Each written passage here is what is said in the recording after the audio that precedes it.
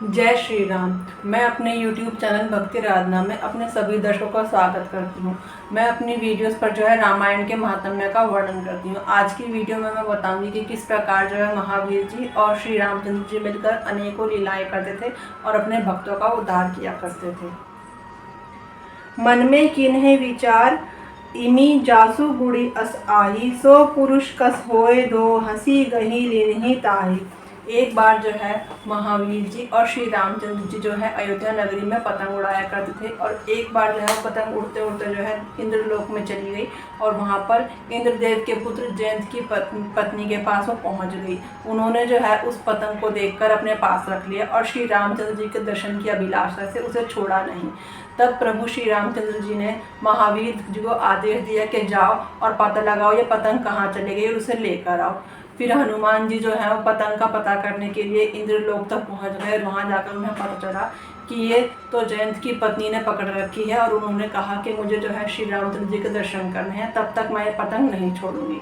और ये सारी बात आकर महावीर जी ने हनुमान जी और श्री रामचंद्र जी को सुनाई और ये सुनकर श्री रामचंद्र जी बहुत ही विनम्र भाव से बोले, सुनी हरि कहयो कह तुम जाई, चित्रकूट में देव दिखाई, हनुमान चली तासो भाखा, देखी छाड़ी करी मन अभिलाषा।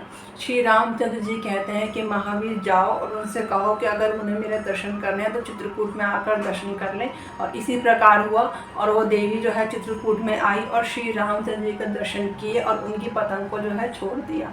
इस प्रकार महावीर जी और श्री रामचंद्र जी ने अनेकों लीलाएं की, अपने भक्तों का कल्याण किया। और इस प्रकार भगवान जी कहते हैं, श्री रामचंद्र जी स्वयं कहते हैं कि जो उनकी लीलाओं का स्मरण नहीं करता तथा उनमें रस नहीं लेता वो भाग्यहीन होता। और इस प्रकार श्री रामचंद्र जी और उनके तीनों भाई देखते ही देखते कुमारावस्था को प्राप्त हो गए। और एक दिन उनके माता पिता ने उनका यज्ञोपवीत संस्कार कर दिया। यज्ञोपवीत संस्कार अर्थात जब कोई भी बालक अपने बालपन छोड़कर कुमारावस्था को प्राप्त होता है तो वह अपना घर छोड़कर गुरुकुल में जाकर विद्या ग्रहण करते हैं। उन्होंने शिक्षा दीक्षा ग्रहण करी गुरु वशिष्ठ के गुरुकुल में जाकर और वहीं पर धनुर्विद्या सीखी, शास्त्र विद्या सीखी। और वहाँ से लौटने के बाद धनुर्विद्या सीखने के बाद उन्होंने अपने वापस अयोध्या नगरी में आकर अनेकों लीलाएं की।